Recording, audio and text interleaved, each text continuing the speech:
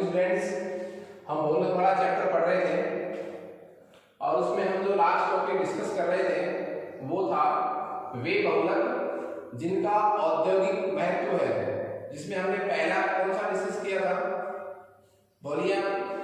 हम डिस्कस किया था पॉलीथीन, दूसरा हमने डिस्कस किया था पीवीसी, तीसरा हमने डिस्कस किया था टेरिलिन या डेक्रोम। उसके बाद हमारा जो फोर्थ एग्जांपल है वो है नायलॉन 66।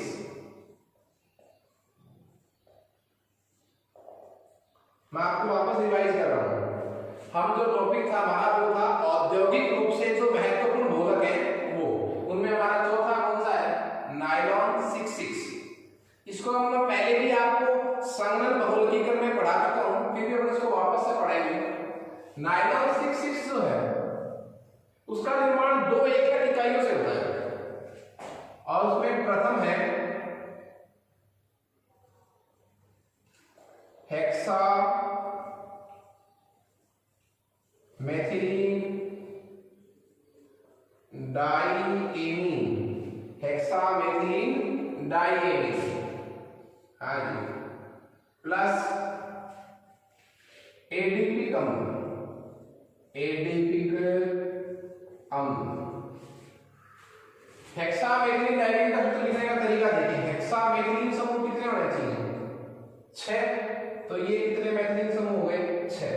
डाइएमीन ये लीजिए NH2 को मैं इस तरह लिख सकता हूं, सीधे NH2 लिखने की बजाय मैं इसको लिख रहा हूं NHH, और इधर भी इसको मैं इसी तरह फॉर्म में लिखूंगा NH और H।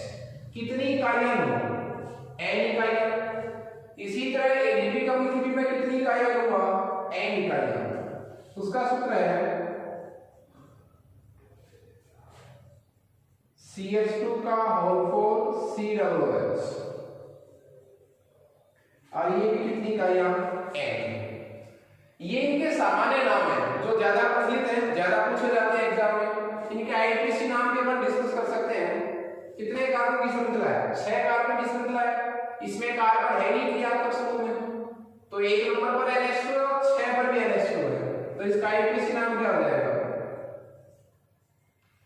6 कार्बन को क्या कहूंगा? हेक्स। सारे बॉन्ड सिंगल है तो हेक्सेन 1,6 डाइएमीन। NH2 का नंबर क्या होता है? एमीन। एडीपी का नंबर आईपीसी नाम क्या होगा? अब देखिए इसमें क्रियात्मक समूह कौन सा है? COOH, तो इसको कितना नंबर देना पड़ेगा मुझे? 1। 4 इसमें पड़े, 4 और 1 5, और ये कितने नंबर हो गया? 6। ठीक है, ये 6 नंबर हो गया और ये कितना नंबर हो गया? 1 नंबर। तो इसी तरह 6 कार्बन हेक्स, सारे bond single, hexane -1,6 di. COOH समूह का अनुलग्न क्या होता है? ओइक अम्ल, डाई ओइक अम्ल। ठीक है, अब इसमें से हम देखिए, यहां से निकलेगा H और यहां से क्या निकलेगा? OH, तो माइनस क्या हो जाएगा? H2। लेकिन मैंने 2 इकाई ढूंढ ली है, मैंने कितनी इकाइयां ली है? N इकाइयां।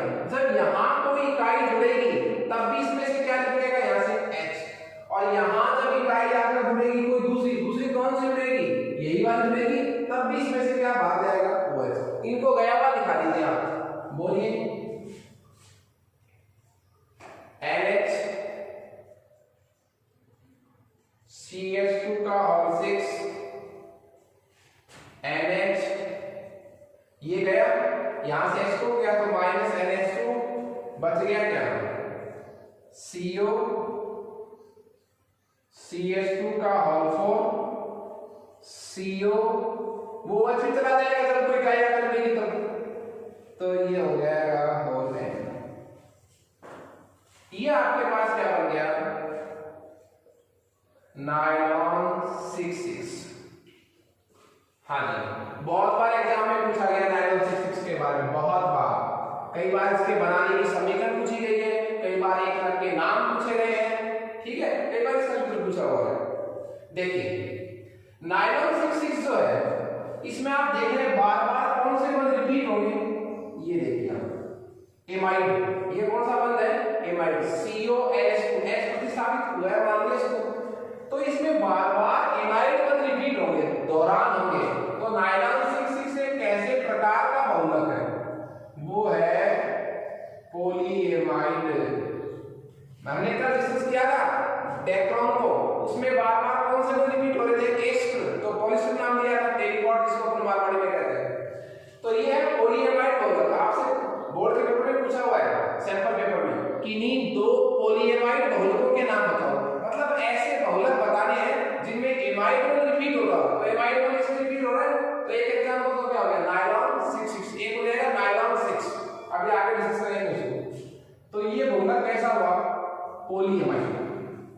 नाम ये क्यों रखा है, दो वैज्ञानिक थे, एक न्यूयॉर्क का, एक लंदन का, अपने अपने शहरों के आधे आधे नाम ले लिए, न्यूयॉर्क का L1, लंदन से L1। 6 क्यों है, क्योंकि दोनों ही एक लग इकाई में कितने कितने कार्बन, 6 4 5 और 6, और इसमें भी 6, तो ये प्रतीक हो गया 6,6। इस बहुलक की खास बात देखिए आप, इस बहुलक में उच्च त्वरण सामर्थ्य पाई जाती है, बहुत अच्छी उच्च त्वरण सामर्थ्य है, अत्यधिक लंबाई तक इसको क्या किया जा सकता है, खींचा जा सकता है, उच्च त्वरण सामर्थ्य पाई जाती है, घर्षण प्रतिरोधी होता है, घिसता कम है, घर्षण के प्रति क्या है, प्रतिरोधी होता है। और इसी वजह से, कौन सी वजह से, एक तो उसमें उच्च त्वरण सामर्थ्य है, एक वो घर्षण प्रतिरोधी है, इसी वजह से इसका उपयोग टायरों के धागे बनाने में किया जाता है। टायरों के क्या बनाने में किया जाता है, धागे बनाने में किया जाता है। नायलॉन 6 का जो उपयोग है वो दोनों रूपों में होता है, प्लास्टिक के रूप में भी और रेशे के रूप में भी, फाइबर के रूप में भी। प्लास्टिक के रूप में भी इसका प्रयोग होता है और फाइबर के रूप में भी इसका उपयोग होता है, जैसे रस्सी बनाने में, पैराशूट का धागा बनाने में, पैराशूट का धागा बनाने में भी इसका उपयोग होता है। तो बहुत अच्छा बहुलक है हमारे पास ये, जिसका नाम क्या था बताइए, नायलॉन 6। और ये कैसा बहुलक है, पॉलीएमाइड। इसी में अपन दूसरा 5 नंबर का डिस्कस करेंगे, नायलॉन 6, वो भी एक ऐसा बहुलक होगा, पॉलीएमाइड।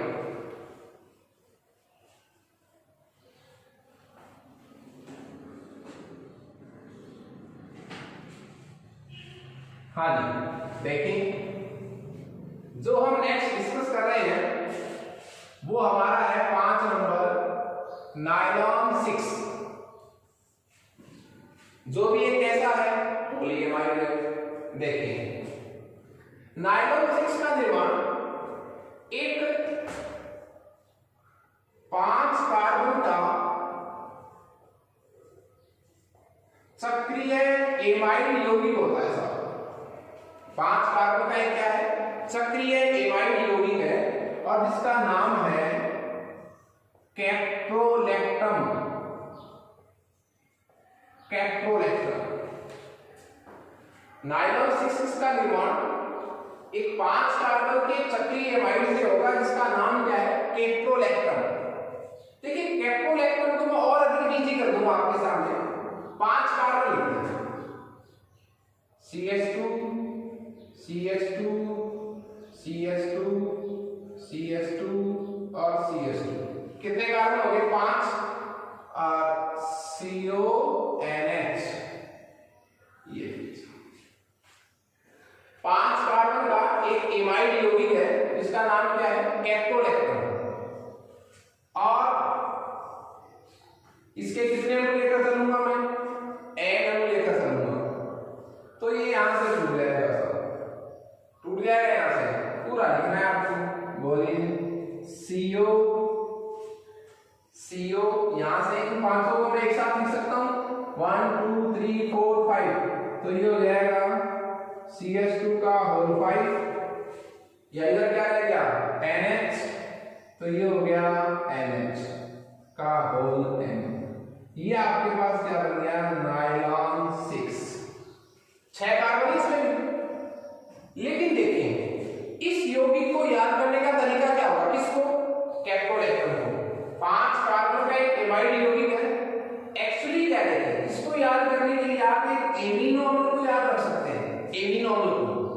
एमिनोल होता है जिसका नाम होता है एमिनो कैप्रोइक अम्ल। एमिनो कैप्रोइक अम्ल ये एक एमिनोल होता है जिसका नाम क्या है एमिनो कैप्रोइक अम्ल। इसमें और कैप्रोलैक्टो में कोई अंतर नहीं था, ये इसी से बना है। देखिए एमिनो कैप्रोइक अम्ल जो है वो 5 कार्बन का एमिनो एसिड है। कितने कार्बन का? 5 कार्बन का एमिनोल है। आप एमिनोल का मतलब होता है वे यौगिक जिनमें एमीन समूह भी पड़ा हो और कार्बोक्सिलिक अम्ल समूह भी पड़ा हो। एमीन क्या होता है?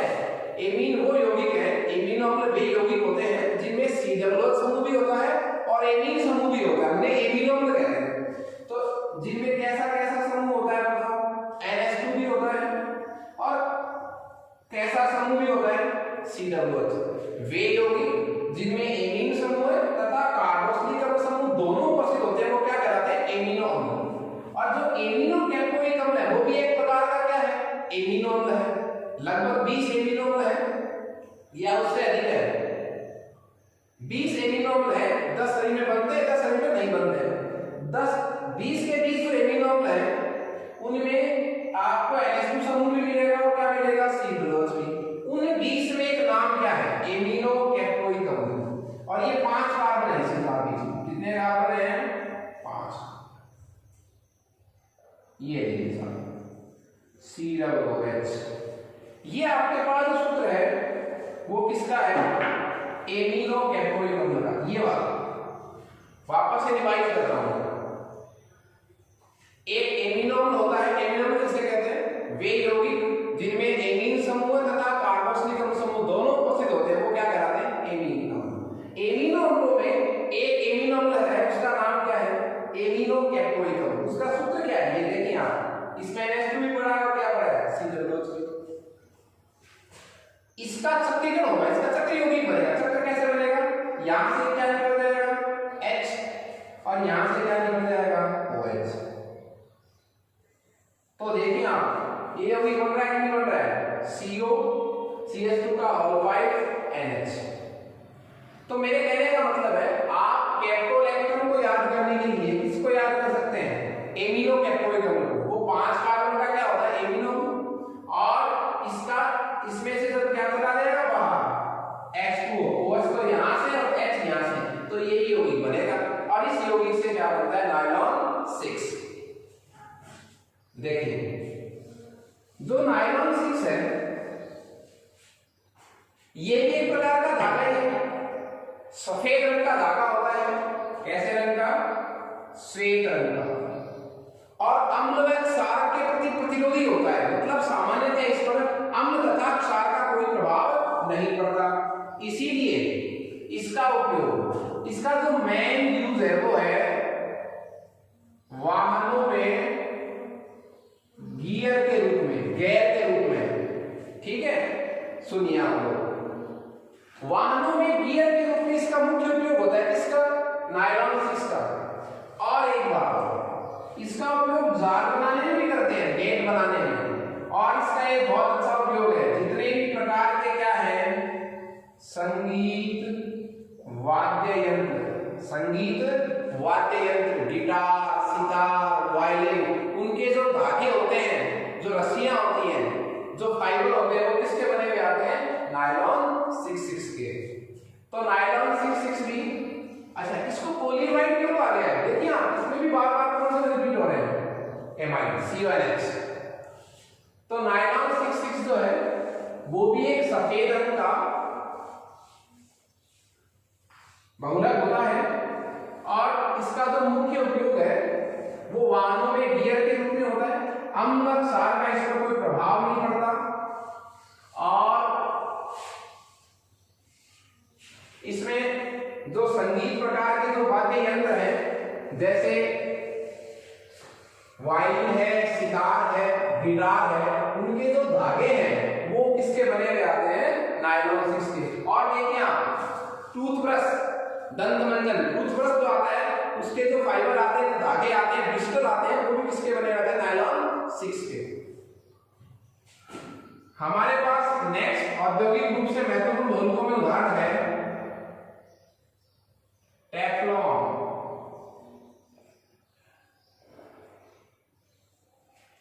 टेफ्लॉन टेफ्लॉन को मैं फुल फॉर्म में भी कह सकता हूं, इसका एक नाम और भी है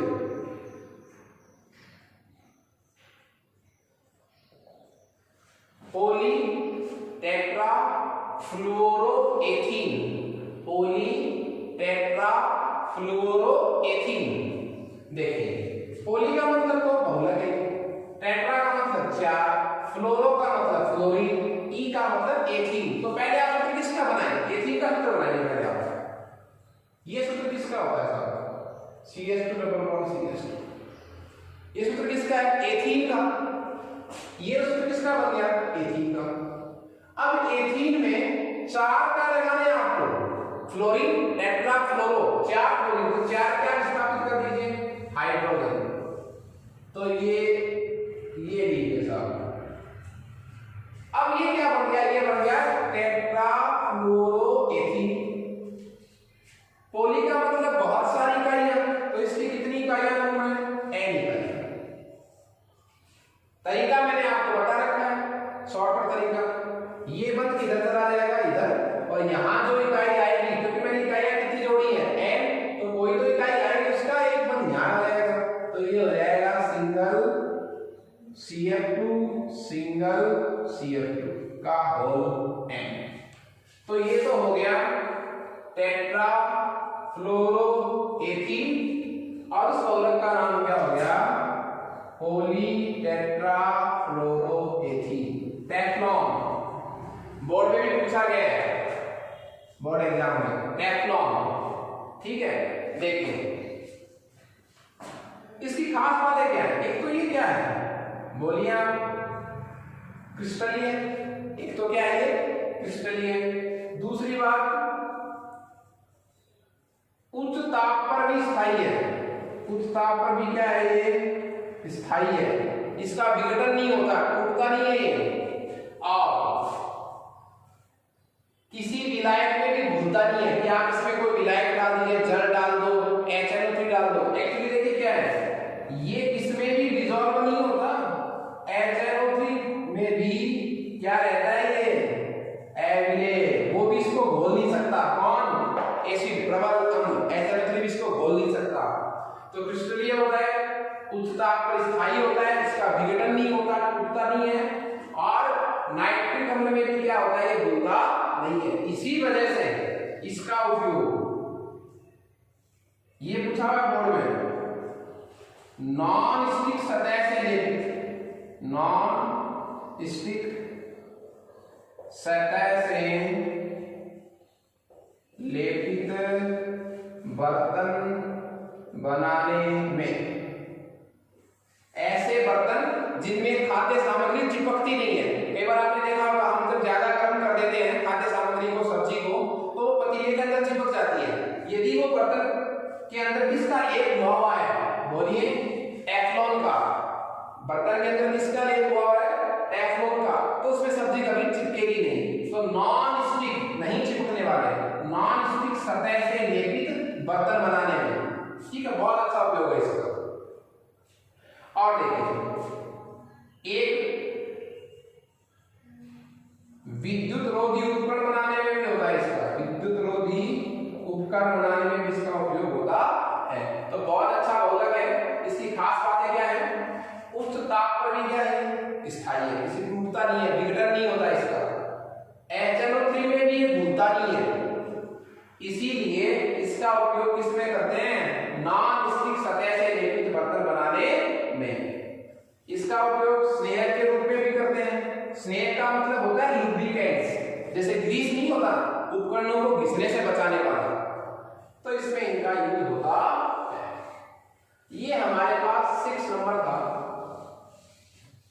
औद्योगिक रूप से महत्वपूर्ण बहुलकों में हमने 6 पढ़े अब तक, पॉलीथीन, PVC, डेक्रोन, और आज हमने पढ़े हुए नायलॉन 6 और टेफ्लॉन। उसके बाद हमारा जो लास्ट एग्जाम्पल है इनमें वो है और बहुत ही इंपॉर्टेंट भी है 7 नंबर, वेरी इंपॉर्टेंट, और वो है बेकेलाइट। बेकेलाइट इसको हम विस्तार से पढ़ेंगे। देखिए बेकेलाइट का एक सामान्य उदाहरण जहां ये यूज होता है, मैं आपको बता दूं, बर्तनों के हत्थे बनाने में, कंघियां बनाने में, जिनसे हम बालों को संवारते हैं, जिनसे हम बालों को संवारते हैं, कंघियां, बर्तनों के हत्थे, स्विच, जो बिजली के स्विच नहीं आते, स्विच बनाने में भी बेकेलाइट का उपयोग होता है। हाँ जी, बेकेलाइट का एक नाम है, देखिए इसको कहते हैं phenol formaldehyde. Phenol formaldehyde resin, कठोर पदार्थ। इसका एक नाम क्या है? फिनॉल फॉर्मेल्डिहाइड रेजिन, इसका एक नाम है। क्यों है? क्योंकि बेकेलाइट का निर्माण जिन एकलक इकाइयों से होता है उनके नाम क्या है? एक का नाम तो क्या है? फिनॉल, और एक का नाम क्या है? फॉर्मेल्डिहाइड। तो बेकेलाइट जो बहुलक है उसका निर्माण कितने प्रकार के एकलक इकाइयों से होता है? 2 प्रकार के एकलक इकाइयों से। किस किस से? फिनॉल से और फॉर्मेल्डिहाइड से। देखिए सबसे पहले क्या होगा, फिनॉल की क्रिया, ये फिनॉल है, बेंजीन वाले पर जब एक OH हो तो उसका नाम क्या है? फिनॉल। फिनॉल की क्रिया फॉर्मेल्डिहाइड से। देखिए मैं डिस्कस करूंगा इसको, फॉर्मेल्डिहाइड। फॉर्मेल्डिहाइड से तो ये होता है वैसे HCHO, इसको मैं ऐसे लिख सकता हूं, ये कौन सा समूह है? एल्डिहाइड। तो इसमें एक कार्बन है तो नाम क्या हो जाएगा? IUPAC। मेथ एक कार्बन है तो सारे गुण इसी तरह श्रृंखला में नहीं, तो मेथेन एक नंबर पर खुद क्या है? इसका मतलब क्या होता है एल्डिहाइड का? एल। तो ये लीजिए नाम हो गया इसका मेथेनेल। नाम क्या हो जाएगा इसका? मेथेनेल। और इसका जो सामान्य नाम है, प्रचलित नाम है, वो क्या नाम है इसका? फॉर्मेल्डिहाइड। वापस से सुनिए आप, फॉर्मेल्डिहाइड इसका सामान्य नाम है, सूत्र होता है इसका HCHO। HCHO को मैं IUPAC में लिख सकता हूं मेथेन 1L। मेथेन ये एल्डिहाइड समूह है CHO, इसका A उल्लग्न होता है, 1 नंबर पर है तो 1L, मिलाकर लिखूं तो मेथेन। इसी को मैं ऐसे लिख सकता हूं, कार्बन की वैलेंस पूरी करते हुए कैसे लिखूंगा? CHO। इस CHO को मैं ऐसे लिख सकता हूं, कार्बन की वैलेंस कितनी होगी? 4, और ये हाइड्रोजन ये। तो फॉर्मेल्डिहाइड का सूत्र ये हुआ कि नहीं हुआ? इसको मैं इस तरह भी लिख सकता हूं और इस तरह भी लिख सकता हूं।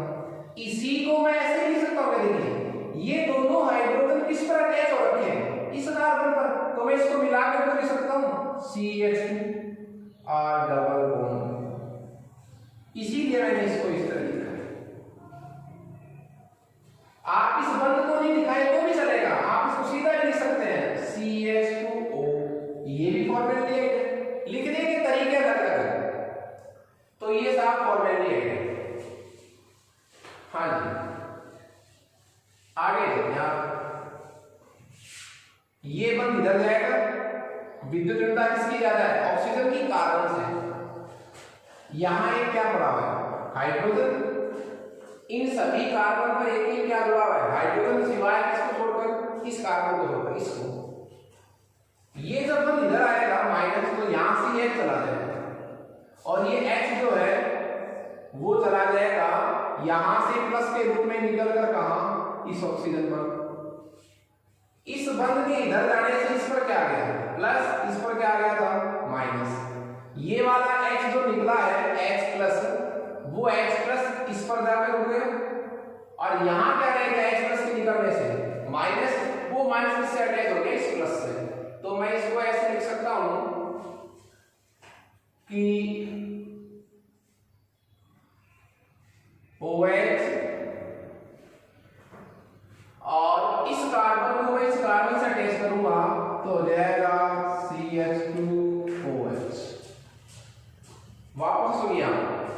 ये फॉर्मेलिटी था, ये बंद इधर गया तो इस पर क्या गया माइनस, इधर क्यों गया क्योंकि ऑक्सीजन की इलेक्ट्रोनेगेटिविटी कार्बन से क्या है अधिक, इस पर क्या रहेगा प्लस। देखिए इस पर तो माइनस है, इस माइनस पर यहां से क्या निकला है H प्लस के रूप में निकला है, 1 यही छोड़ गया प्लस H प्लस जाकर किस पर जुड़ जाएगा इस ऑप्शन के माइनस पर, तो OH ये बंद कैसा रहेगा सिंगल, इस कार्बन पर क्या आ गया प्लस, यहां क्या है माइनस प्लस माइनस बंद पड़ जाएगा, तो इस कार्बन से तो ये कार्बन जुड़ जाएगा और ये जाकर के इस ऑप्शन पर आ गया। इसका नाम देखो, ये है बेंजील एल्कोहल, सामान्य नाम की बात कर रहा हूं ना, ये कौन है बेंजील एल्कोहल। ये कार्बन कौन सा होता है, ये कार्बन, ये है बेंजीलिक कार्बन, और बेंजीलिक कार्बन पर जब OH हो तो बेंजीलिक एल्कोहल, और बेंजीलिक एल्कोहल ये बेंजीलिक एल्कोहल है, ये कौन है बेंजीलिक एल्कोहल, और इस बेंजीलिक एल्कोहल की कितने नंबर पोजीशन पर 1 और 2 पर क्या पड़ा है OH, तो नाम हो जाएगा ऑर्थो। 1 2 पोजीशन को क्या कहते हैं ortho, ortho hydroxy, ortho hydroxy, ये ऑर्थो पोजीशन है ऑर्थो हाइड्रोक्सी। ये क्या है पूरा बेंजील एल्कोहल या बेंजीलिक भी कह सकता हूं, बेंजील एल्कोहल।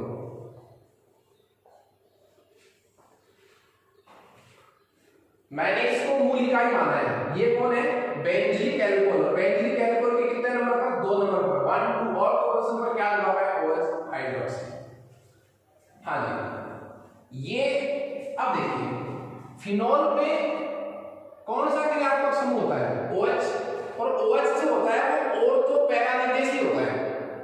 OH का जो प्रभाव होता है वो कैसा होता है ऑर्थो पैरा डायरेक्टिंग ग्रुप, तो ये आने वाले समूह को अपने सापेक्ष कहां लेगा ऑर्थो व पैरा पर।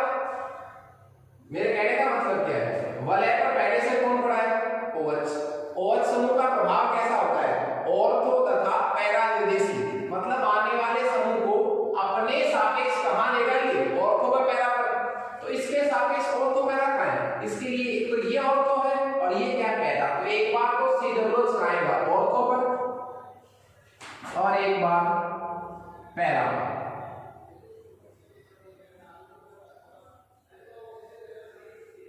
ये लीजिए एक बार कहां पैरा, ये 2 बार क्यों आए हैं क्योंकि OH समूह जो है वो ऑर्थो पैरा निर्देशी होता है, आने वाले समूह को कोई दूसरा समूह आएगा तो इसको पूछ कर आएगा, ये कहेगा कहां आना है तो ऑर्थो पैरा पर आएगा, तो इसको एक बार तो ऑर्थो पर ले आया और एक बार इसको यहां कर लिया पैरा, इसका नाम क्या हो जाएगा इसकी तरफ पर। अब ये क्या हो गया बेंजील एल्कोहल, तो पैरा पर पढ़ाई देखिए 1 2 3 4 ऑर्थो स्थिति मेटा और पैरा, तो ये हो जाएगा पैरा हाइड्रोक्सी बेंजील एल्कोहल। ये जो इकाइयां हैं ये किसका काम करती है एकलक का, किसके लिए बेकेलाइट के लिए। तो बेकेलाइट का जब निर्माण होगा उस समय एकलक का कार्य कौन करेगा ऑर्थो हाइड्रोक्सी बेंजील एल्कोहल तथा पैरा हाइड्रोक्सी बेंजील एल्कोहल। तो जब भी बेकेलाइट का निर्माण होगा पहले फिनॉल तथा फॉर्मेल्डिहाइड की क्रिया होगी, दोनों की क्रिया से क्या बनेगा ऑर्थो हाइड्रोक्सी बेंजील एल्कोहल तथा पैरा हाइड्रोक्सी बेंजील एल्कोहल। ये बनने के बाद 2 तरीके यूज हो सकते हैं, और वो तरीके क्या हैं 2 तरीके यूज कैसे हो सकते हैं, क्योंकि एक तो देखिए यही इकाइयां किसकी उपस्थिति में तन्वों की उपस्थिति में, कौन ऑर्थो हाइड्रोक्सी बेंजील एल्कोहल, मतलब कौन सी इकाई ये वाली इकाई किसकी उपस्थिति में तन्व अम्ल की उपस्थिति में एक के बाद एक जुड़कर एक रेखीय बहुलक बनाती है जिसे नोवोलक कहा जाता है। कौन सी इकाइयां ये वाली इकाइयां, कौन सी ऑर्थो हाइड्रोक्सी बेंजील एल्कोहल। तो जब आप क्या लेंगे तनु अम्ल की उपस्थिति में ऑर्थो हाइड्रोक्सी बेंजील एल्कोहल एक के बाद एक जुड़कर एक रेखीय बहुलक बनाती है जिसे नोवोलक कहा जाता है। लिखिए इसको बार बार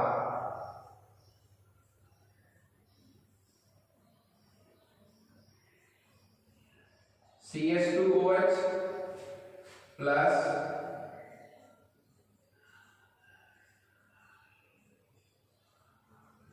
CH2OH प्लस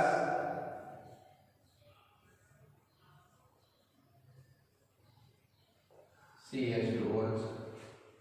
मैंने बार बार किसको लिखा है? इसको। और तो हाइड्रोक्सी बेंजील एल्कोहल को मैंने बार बार क्यों लिखा है? तनु अम्ल की उपस्थिति में ये वाली इकाई बार बार मिलकर एक बहुलक बनाती है, रेखीय बहुलक। वो भी कैसा? रेखीय बहुलक। तो मैंने एक बार कितनी जोड़ दी साहब? 3 इकाई जोड़ी है। मैं इसको एक साथ भी कितनी कह सकता हूँ? n इकाइयां भी कह सकता हूँ। तो देखिए यहां से क्या निकलेगा? OH। और इस पोजीशन पर एक क्या पड़ा है? चूंकि H, ये यहां से निकल जाएगा। OH को इलेक्ट्रॉन लेकर जाएगा और H इलेक्ट्रॉन छोड़कर जाएगा। तो ये वाला बंध जो है ना वो किससे अटैच हो जाएगा? इसी कार्बन से। उसी तरह यहां से OH और यहां जुड़ा हुआ H, ये बंध रहेगा OH H2। इसी तरह जब यहां से H निकला है तो देखिए सबके यहां से क्या निकलेगा? OH। इस तरह आप देखिए एक इकाई से एक साइड से तो क्या निकलता है? OH।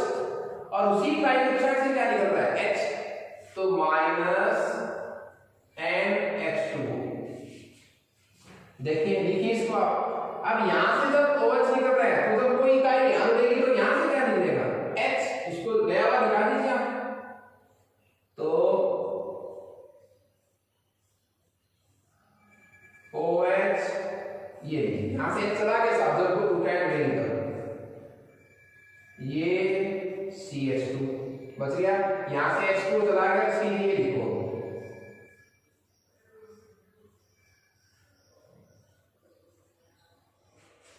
फिर देखिए ये क्या है? CH2। यहां से भी H2 चला गया तो ये बन रहेगा। इससे कनेक्शन दिखाना है आपको। OH। इसी तरह यहां से भी OH चला गया तो क्या बच गया? CH2। ये क्या बन गया आपके पास? नोवलक। और इसका जो मुख्य उपयोग है वो होता है प्रलेपों में, रंग में। मैं वापस से इसको रिवाइज कर रहा हूं। और तो हाइड्रोक्सी बेंजील एल्कोहल बार बार मिलकर क्या बनाती है? एक रेखीय बहुलक बनाती है। इसका नाम क्या है? नोवलक। और H को बाहर जा रहे हैं, एक साइड से H जाता है, दूसरी साइड से क्या जाता है? OH। ठीक है। कब है? तनु अम्ल की उपस्थिति में। यदि यही इकाइयां, कौन सी इकाइयां?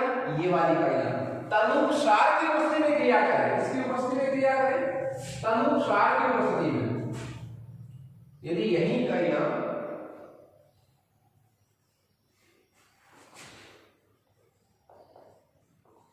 तनु क्षार की उपस्थिति में क्रिया करें तो एक बहुलक दूसरा बनता है जिसका नाम क्या है?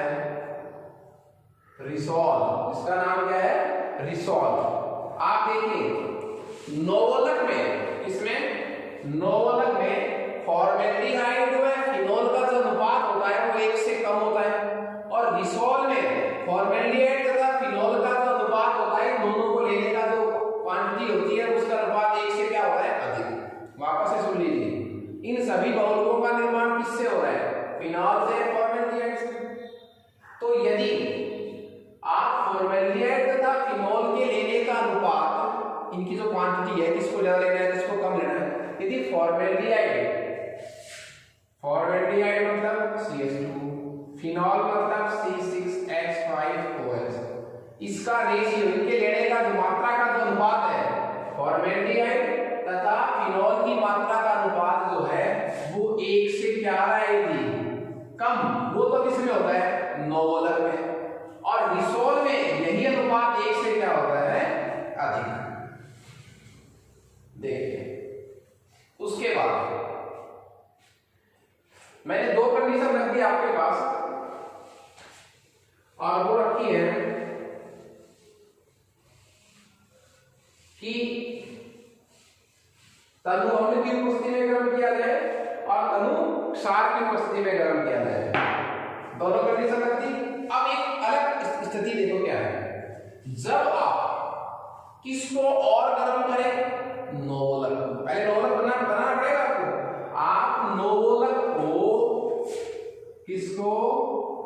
नोवोलक को आप और गर्म कीजिए, बट किसके साथ? फॉर्मेल्डिहाइड के साथ, और कम नहीं ज्यादा। आप नोवोलक को फॉर्मेल्डिहाइड के आधिक्य के साथ बहुत ज्यादा क्या लेकर, फॉर्मेल्डिहाइड लेकर आप इसको फिर से गर्म कीजिए नोवोलक को। तो पता है ये फॉर्मेल्डिहाइड क्या करेगा?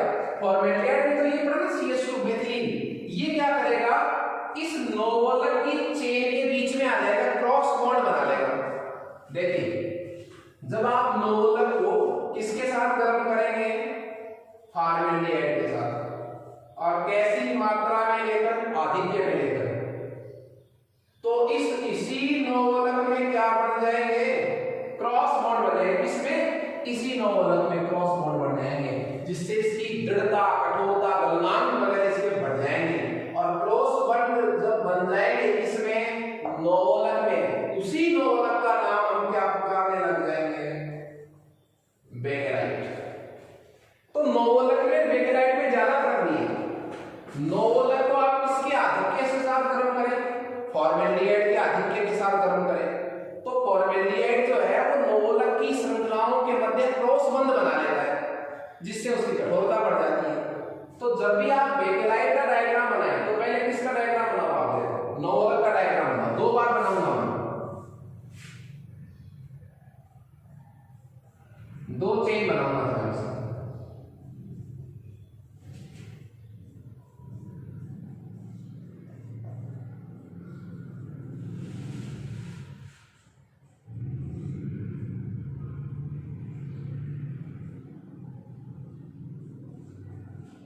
ये क्या है? नोवोलक, इसी को लिखा है, ये एक नोवोलक है।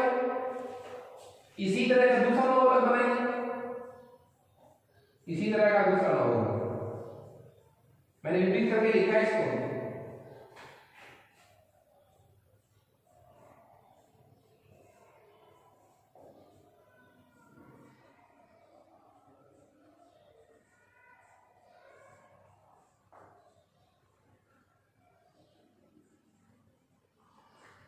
हाँ जी, आप देखिए मैंने जो 2 चेन बनाई है वो कौन सी? इसी तरह की बनाई, सेम टू सेम।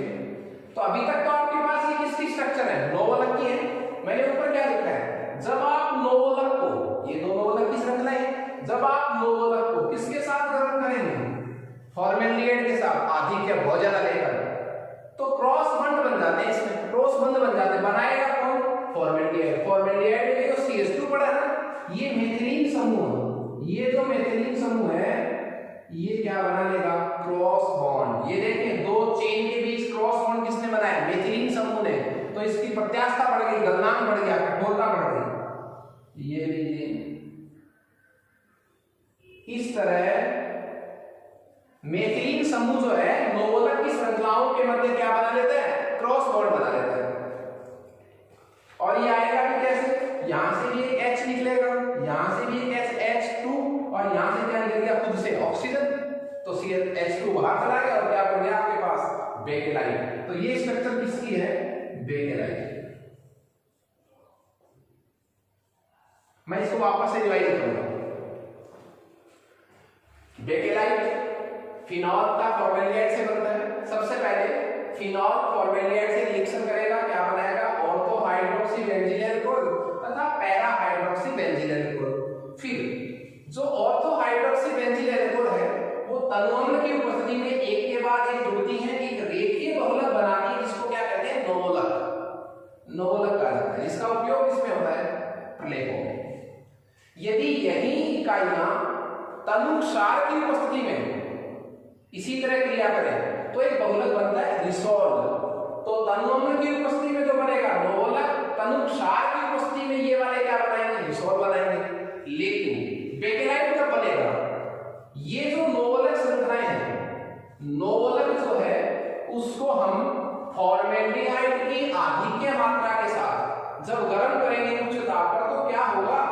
ये जो फॉर्मेल्डिहाइड है ये नोवोलक श्रृंखलाओं के मध्य क्या बना लेगा? Cross bond. इसका सूत्र क्या है? CH2O, यहां से तो क्या ऑक्सीजन, और इन दोनों से क्या चला जाएगा? एक हाइड्रोजन, तो H2 बाहर चला जाएगा। ये मेथिलीन समूह जो है वो नोवोलक की चेन के बीच में क्या बना रहे हैं? क्रॉस बॉन्ड बना रहे हैं। इस तरह एक दुर्गणीय, बहुत अधिक गलनांक होता है इसका, एक दुर्गणीय बहुलक बनता है जिसका नाम क्या है, बेकेलाइट।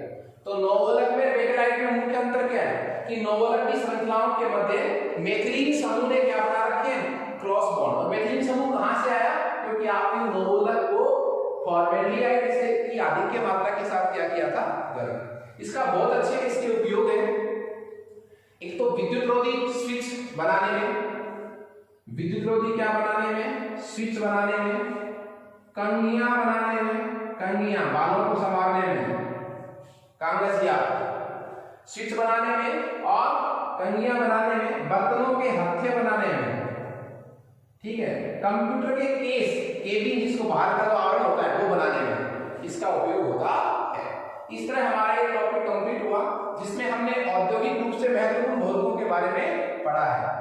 और इस चैप्टर का हमारे पास जो लास्ट टॉपिक है वो है जैव बहुलक और जैव इंजीनियरिंग बहुलक, जो हम नेक्स्ट क्लास में डिस्कस करेंगे। आप लोगों के पास मैंने सरफेस केमिस्ट्री के नोट्स भेज दिए हैं, बहुलक वाले नोट्स